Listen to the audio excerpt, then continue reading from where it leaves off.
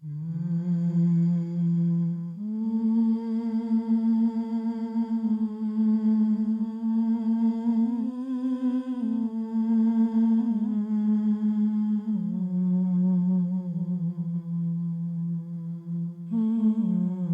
observe prayer, and pay the zakat, and bow down with those who bow. The Holy Quran, chapter 2, verse 44. The institution of prayer is something which is commonplace in every Muslim's life. From dawn till dusk, a Muslim's day is structured around his or hers 5 daily prayers. But where did this institution come from? And how did it turn into the method of prayer which millions of Muslims practice today? To trace the origins of Islamic prayer, we must go back 1400 years to the time of the Holy Prophet, peace be upon him.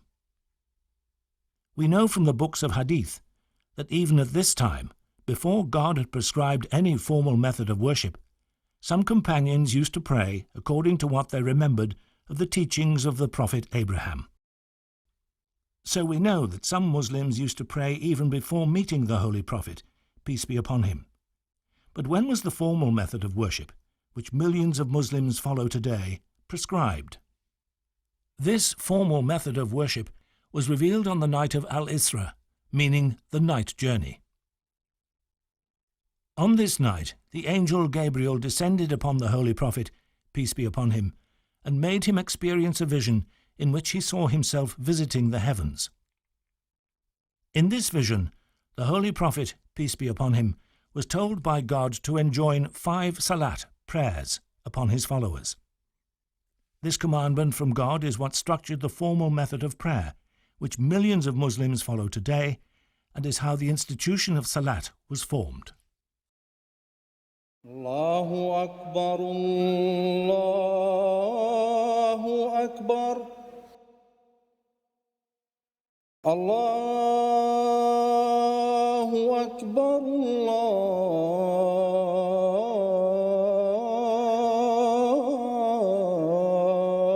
Akbar.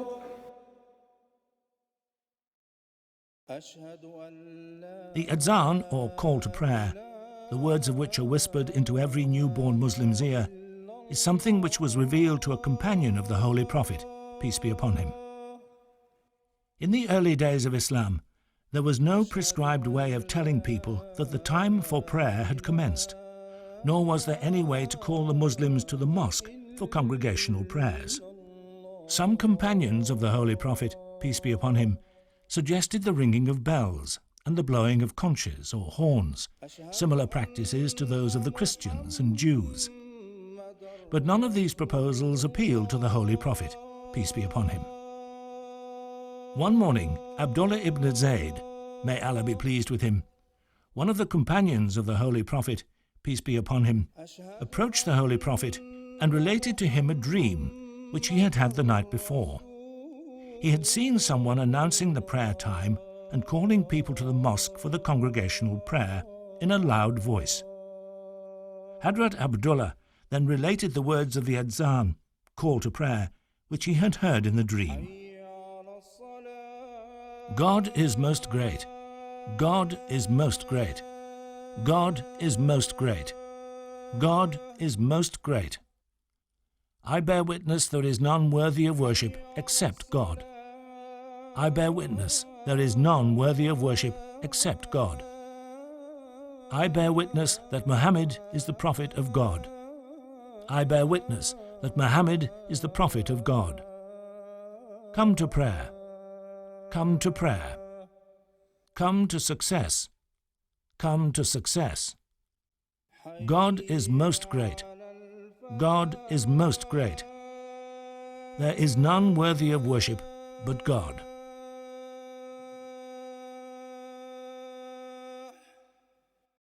Hadrat Umar, may God be pleased with him, was also sitting in the company of the Holy Prophet, peace be upon him, and said that he had also had a dream and had heard the same words.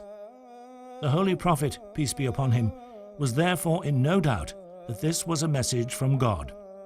So he adopted the method of Adhan to call worshippers to the mosque. Azan is thus widely recognized as the call to prayer all over the world. The Kaaba is the most sacred site for Muslims today. Situated in the city of Mecca, Saudi Arabia, it's where millions of Muslims face while praying. But this was not always the case. In the early days of Islam, the Muslims used to face towards a sacred temple in Jerusalem. So how did this change in Qibla, direction of prayer, take place?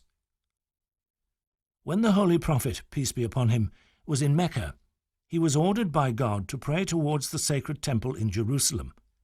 But in his heart of hearts, he wished his Qibla, direction of prayer, to be the Kaaba.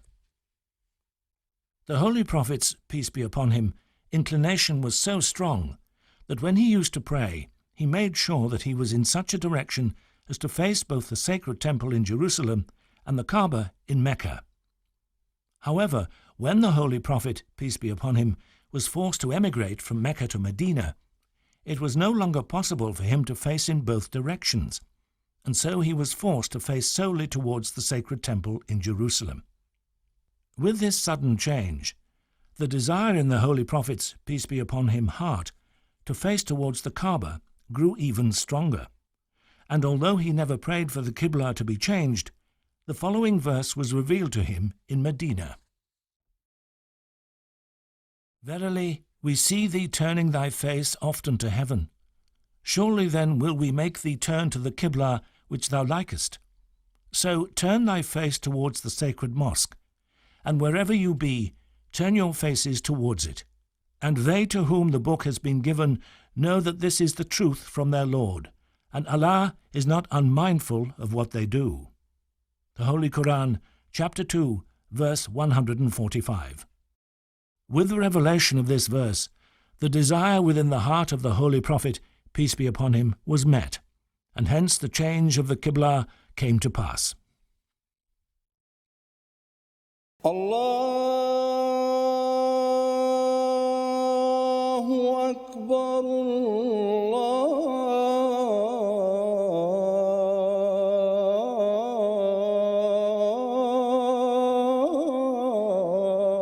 Akbar.